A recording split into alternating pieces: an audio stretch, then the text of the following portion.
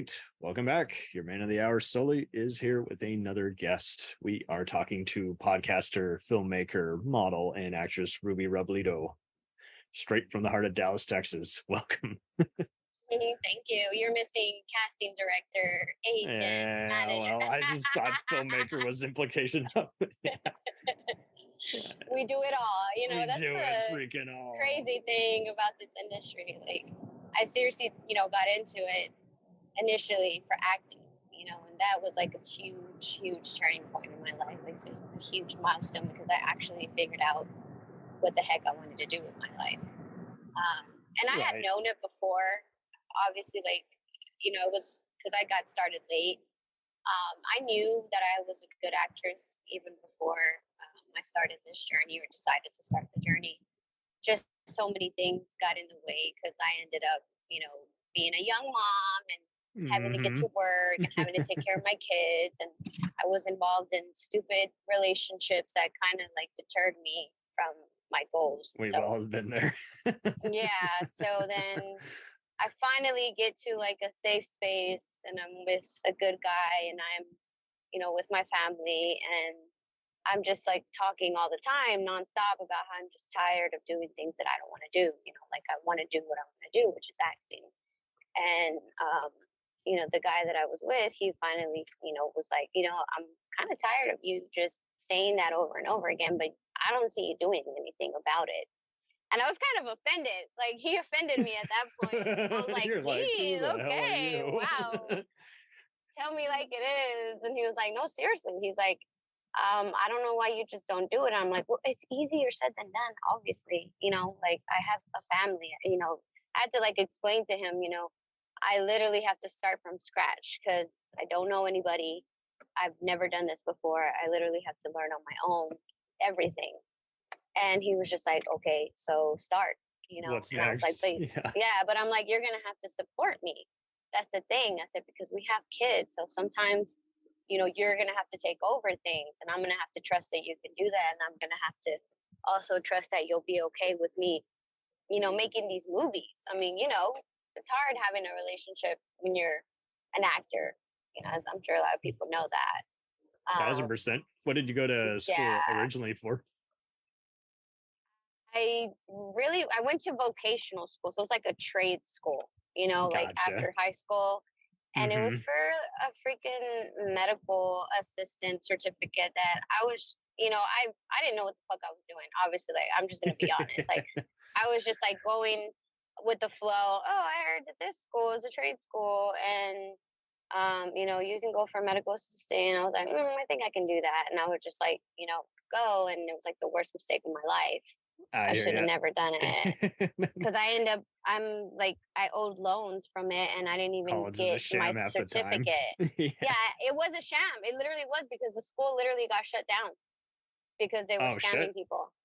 Yeah. Isn't it wild too when you go back to your folks half the time and all the time, just the elders, they have it about them. They're just like, oh, but you still want something on your resume for work and training. And you're just like, well, or maybe you just give someone your word and you work your ass off. Right. No. Yeah. And you can always. You don't go to college to get cash register duties. That comes. No, I never wanted college. College was never a thing for me whenever I was, in school. I went to college. I want to go to college. And I regretted it. And a lot of people do. And that was just get your associates and get the fuck out of there. Yeah.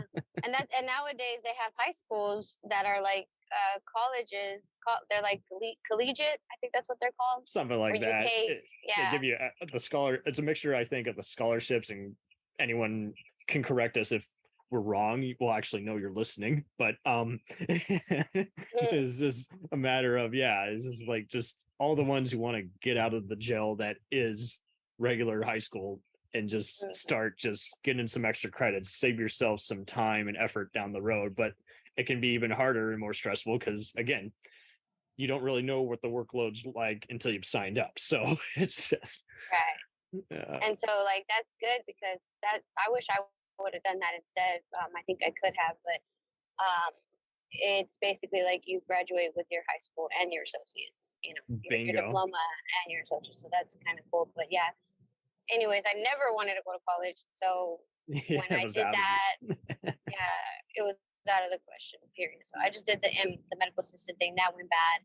And then I just went into IT at that point, which is bingo. like And the career that I had before I started you've acting. really been kicking ass on the IT frontier. How would you describe kind of the current landscape of where it is now? I mean, it's mostly everybody working from home, because of the pandemic. Like, they figured out that a lot of people who, work in IT, these are like job duties and responsibilities that can be taken care of at home. You literally just need your laptop, and most jobs provide that for you now. They provide you with the laptop and everything that you need for you to do the work from home. So that's the landscape of it now, which is Sweet. good. It's easy, but like I said, it wasn't my passion. That's not what I wanted to do. I was only good at doing IT because I started off working at a service desk, like a call center service desk, right? Just like any kind of what would otherwise be a secretary or desk clerk job, you moved up from that saying, hey, I know what needs to be in the feed and how to and the process reason all why this. I got in, and the reason why I got in is because Parkland took a shot on me. The manager there took a shot on me as a service assistant. Prior to that, I had no, IT experience, nothing on my resume. I had a bunch of admin customer service jobs. So they knew that it was good that I had customer service background. I also had call center background, and they knew that I wasn't as like IT experience, but I still knew some. Like, I was still tech savvy. I mean, because I grew up in the age of computers, when they were up and coming. I chatted on MSN like every night, with my cousins. Nice. So I knew a bit of There's a everything. callback. Technology class. Yeah. And so that was, MSN. good. I was grateful for that, because that is what gave me, that advantage, because he started asking me, well, how do you, how would you troubleshoot a printer? Give me those steps, and You're like, give me 10, give me 20.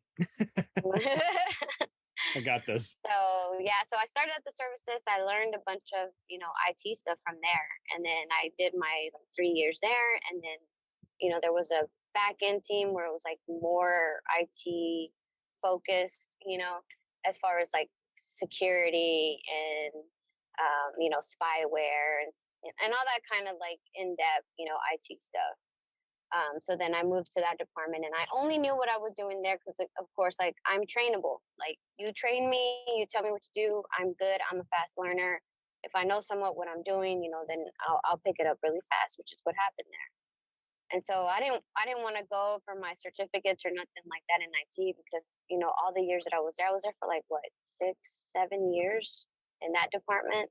It was access management, and so we dealt with like granting access and stuff like that to the organization. It was a lot of access. I mean, it's Parkland, it's huge, right?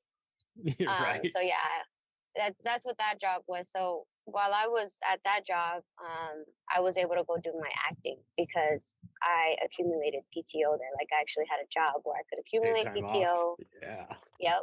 And I would take my paid time off, and I would fly out to Georgia back and forth. And that was where Scream Queen Lar Park Lincoln of Friday the 13th Part 7 trained you?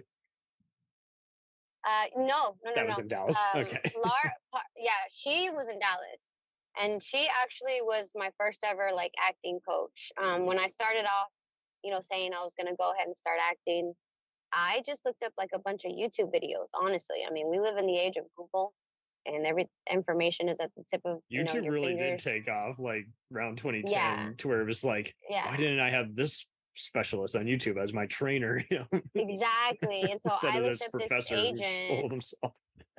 Yeah. So I really should say that this agent that I found on YouTube was my first acting coach, but not really, because Miss Lar was like hands-on with me. But this lady named Wendy Elaine Wright, I think that's her name. She's like a big time like agent in LA and in Hollywood. Yeah, she's like very well known. So I started watching her videos, and she started kind of giving like steps, what I should do. She was like, if you don't have any kind of like background like from theater in school, she's like, you need to start building up that resume, with credits, because that's what's going to get you in films and stuff like that. I see what you mean. It's she's part of the group Talent Managers for Actors. Yeah, there you go. So she was like, go get some credits on your resume. Start there first. Go, take theater, acting classes. You need to take acting courses to add to your resume so people see that you are experienced, So I started there. I started trying to get like gigs that, well, I had to get gigs that were non-paid, obviously, because I was just starting out. Got to So I build it needed up. to get work. Yeah. That's what you have to do as an actor when you're starting out and you have nothing. You have to do a lot of work for free. Unfortunately. Unfortunately, yeah. So I tried out theater and I hated it. Like, I don't know Yeah. what it is about theater.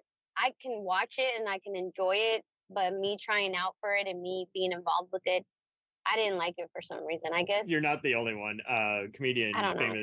famous comedian Andy Richter noted that when he was going to a few improv tropes, he left a few of them because the teachers were such stuck-up pricks, very hard Maybe. asses on deciding who was funny or not. And some theater group at UTA, I did have some pals who were like, "I want to slit my fucking wrists already," just because they could do gaffing and again camera and stage combat and all the other acting groups, but there were some acting groups, unfortunately, as we hate to say, as we're finding out in this post mental health age, some of them are just very toxic or just very stuck up, and some are great and very welcoming. But you unfortunately don't know until you've spent, a certain amount of time and definitely way too much money. Right.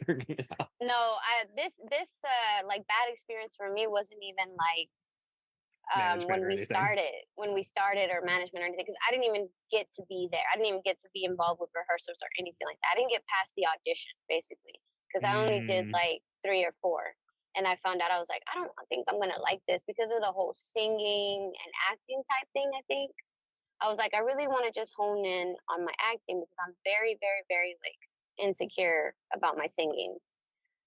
You'd be a cool singer. So I don't know. I'm just very insecure.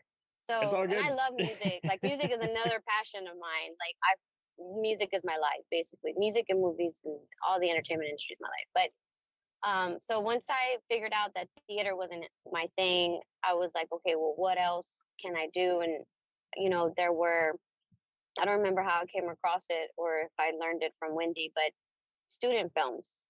I started looking up casting calls, and there were a bunch of student films because here in Dallas, we have UTA and stuff like that.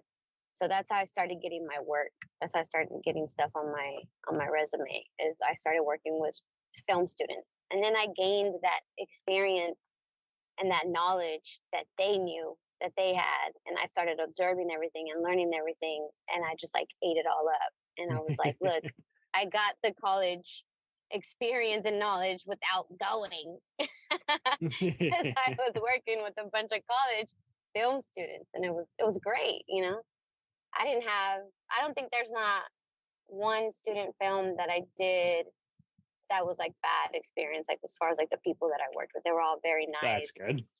Very awesome people from UTA, film school. That's where I met my good friend Nate, the film director. Native Vila, baby.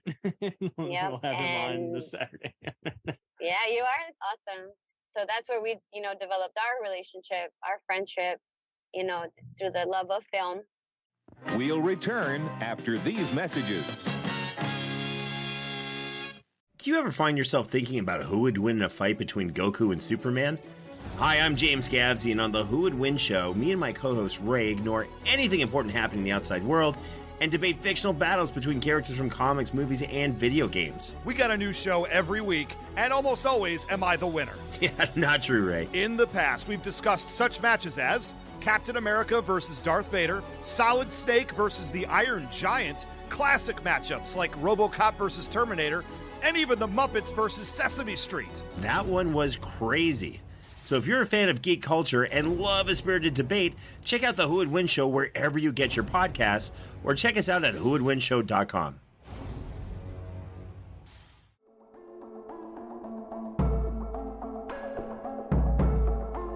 We let things pile up in the DVR, we add them to our queues, we wait for the DVDs and Blu-rays. We time shift.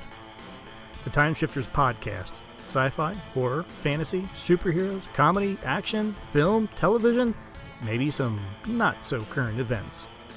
Find us on iTunes or at timeshifterspodcast.com. Cool thing about Blind Knowledge is we are in multiple countries. We are worldwide all across the globe. We are in the US. We are in the UK. We are in Canada, Germany, India, Japan. We're in Australia, y'all. BlindKnowledge.com. Now back to the feature presentation. Dragon Ball Z, One Piece, Naruto, all things that we love, all manga that were originally published in the legendary magazine Weekly Shonen Jump. But not every series can run for 300 chapters and have a hit anime. This is David. This is Jordan. We're the hosts of Shonen Flop. Each episode we look at manga that ran in Jump that didn't quite make it. We discuss what it did wrong, what it did right, how the series could have turned itself around, and ultimately, was it a flop or not? We're on all your favorite podcast apps, and you can find us at shonenflop.com. Keep on flopping, floppers. And wanting to, make films. So, yeah, after a couple of years of doing free work, and oh my God, it was horrible. There was like some experiences where I was like, wow, like people are really, they don't know. Here. Yeah, there's some weird, first of all, there's people who tried to sexually harass me. There was people who wanted to like have me do things without even me like being paid for it. Like they wanted nudity and stuff like that, and they didn't want I to remember pay that. me. I met one of those pricks on another unrelated film set that was a shit show, and you were like, "Man, this guy's he curses film sets anywhere he goes. He says inappropriate shit." Yeah. Just recently, that guy died from COVID.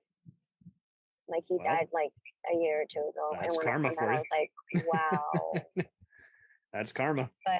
But there was another guy too. Like there's a bunch of people in the industry where they're like, oh, this person is new to acting and she doesn't know, like she don't have a manager or an agent. I remember you telling me that there was this one guy who, instead of just asking for a different type of delivery or something, would just basically it was one of those, he'd be like, oh, you're not an actor. And it's like, well, don't call yourself a director if you can't ask what you want. You're just going to shit talk us behind our backs. Oh, no, it was some other guy where he was taking advantage of the fact that he was like telling me about a movie, and he didn't even, like, he was saying all these lies. Like he was like, I'm producing it, and I'm funding it and all this and that. And they're like, so I'm really interested in you, but I want to meet you first. And I want to see if you're really like committed to this role and all this bullshit just for me to like meet him up at a random park, which I shouldn't have done. Like if I know now what I know now, like I definitely would have been like, red flag, buddy. Like if you want an audition, send me the sides. I'll self-tape it. I'll meet you at the studio. It's not going to be at your private house. What the hell? Something, right? Like it was so stupid of me. But there's people out there like that that'll take advantage of someone who doesn't know. But yeah, so also while I was doing my free work, that's whenever I had to pay some money. I had to pay an investment. No, not to audition, but to get my acting coach, to get my Miss Laura Park Lincoln. I had to pay her to give me all the skills that I needed. Help me with that. And then what lessons stuck out the most? Thinking about it now, I would say that every single time that I have an audition or that I'm going for a role, I always think about the notes that she gave me whenever she would help me with my self-tapes. And also the fact that she gave me the knowledge that I need for me to know, like, if someone's trying to scam me or not. Like, because I would never have known that, until later on, in my acting career, that, you don't ever like, basically like if someone's presenting a role to you, you don't let them like lowball you or anything like that. Like you get your work, like make sure that they're at least like you ask questions like, am I getting a stipend? Are you going to cover my gas? Stuff like that, right? Do I need to be in wardrobe? Do I need to be camera ready whenever I get there?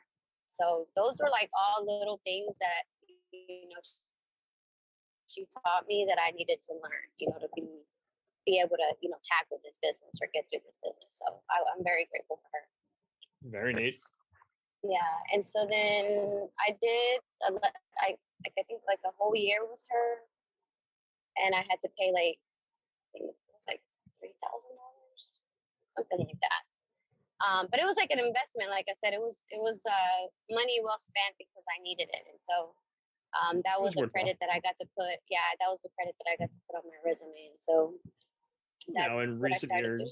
in recent years, you got married actually on the reality show Bridezillas. You were on the Miami equivalent, the Telemundo equivalent of Caso Cerrado.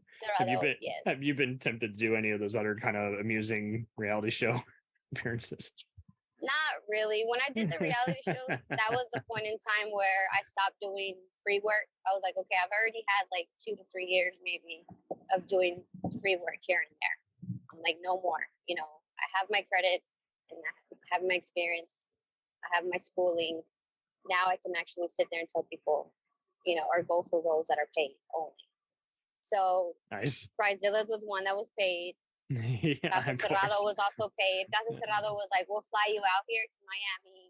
We'll give you your hotel room to stay in. We'll give you breakfast and lunch at the hotel. And then we'll pay you, for your appearance on the show. So I was like, okay. And then Bridezillas, they offered a large lump sum. They're like, we'll come to you, to your house. We'll follow you the whole week of your wedding. You don't got to worry about nothing. Except for I had to do my own makeup and hair. That's kind of what I didn't like about that, because I was like, I didn't used to do my makeup as well as I do now, and I never do my hair, so I'm like, you're gonna have me looking like crap on TV, whatever. With these experiences, you think kind of encouraged you to just keep being your own boss? Yeah, pretty much. But to answer your question, I don't want to do reality. No, it's fine. not as much, because there's a lot of misassumptions, I guess, because people literally, or your TV host, people literally don't know. Yeah, they don't know that this is all that most of it is scripted. And so they would call me all these names on YouTube, in the comment section whenever Bridezillas. Yeah, they'd be like, oh my gosh, she's such a bitch. Why would he marry her? And blah blah blah. Little did they know, my husband and I orchestrated that whole bit of me shaving his head. Let alone it is like Cheaters, which I have been on, and they exactly, it's the same thing. They assume that yes, well, he must be a real person. It's like, no. Right. Why would you think it's an real? Actor, dude. And I would hear the same thing about Jerry Springer back in the day. They would encourage people in the audience to get all rowdy and start throwing shit. So it is one of those where it's just people have to kind of check their logic at the door. It's like, this is way too neat to be happening, and this half is the entertainment. Time, yes, right? It's entertainment, guys. It's all scripted, but yeah. So that's the only reason why I kind of don't want to, do reality. I'd rather do film and TV and stuff like that, because you could do a sarcastic game show. that would be different. If I'm hosting, or game shows and hosting and stuff like that, I would love that. But being a whole different persona for a reality show, to say this is a reality and this is how I really am, I just didn't like it. I love working with the people on the Bridezillas crew though. They were my favorite. The producer, Mickey. They're very nice people. Yeah, we bonded that whole week, and we just became really good friends, me and the whole crew. So that was a good experience, which is what I like the most, 90%, or I'll probably say 75%. 75% of what I like the most about being on film sets and TV sets is just being making friends and getting to know new people, and the crew and the cast. It's just fun, being behind the scenes. That's very, very, very neat. Yes. Have you been tempted to maybe even do with all some of the online web series you were part of? Have you ever been tempted to maybe do a documentary web series about Hispanic heritage, even casting for indie productions? Whenever I do casting, I'm always looking for films that are part of the POC, LGBTQ, a bunch of minority groups. I'm always, in for doing stuff like that. As far as doing a web series on heritage and stuff like that, we did have or we do have currently. You've had a few. I just wonder if you might continue a podcast. Yeah, it's a podcast that we do based on like the histories of all the people that immigrated and that have been here in the U.S., like the different cultures. So we give like a little bit of background of the different cultures that have been here. And we did Puerto Rico, like their history of their peoples here in the U.S. We did Mexicans as well. So yeah, we have a podcast that we've done. We need to continue it, but we have to get like a Native American guest to give, a Native American history on their end, and then we have to book essentially the idea was to book a guest from a certain culture for them here in the U.S. So we need to continue it, but we haven't been able. So you've touched on a lot, and you've done so many things, and you still have this craving for all kinds of entertainment positions and jobs that are likely going to come your way, but you got to keep working on it outside of busy day job. What are some tips and tricks that you've found have been very useful that you think others could definitely utilize who are trying to get into this type of career? Tips and tricks that you recommend? So yeah, for like someone like me, because it's very, very hard to like maintain a family and do acting and casting and all the other things that I do in the entertainment industry. I would be like so lost without my calendar. So definitely use your calendar. Have it on your phone. Write it down whatever you need to do, just so that you keep all of your events and your jobs organized. It's also good to have a job where you can, take PTO. They offer you paid time off. That way you can, miss days of work to go and act and go do stuff without, missing out on money. Because that's really the hard thing, as a aspiring actress or actor, you got to have that paycheck still. I mean, you still gotta work for a living, because you still gotta eat, and right. Your acting gigs are just, here and there until you make it really big to where you're like able to work nonstop, in the acting industry, and just, that's when you know that you have a career, in acting.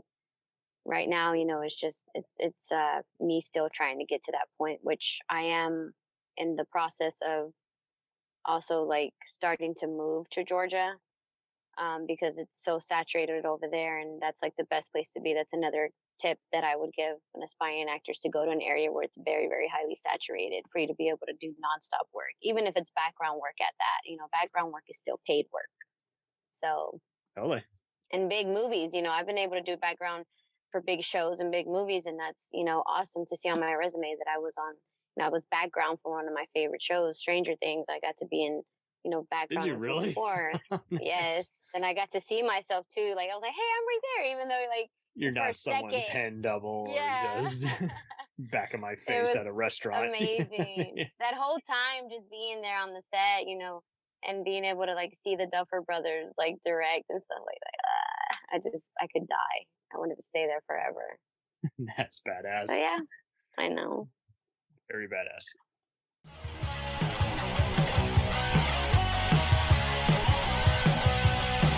Follow us on the web on Facebook, Twitter, and Instagram.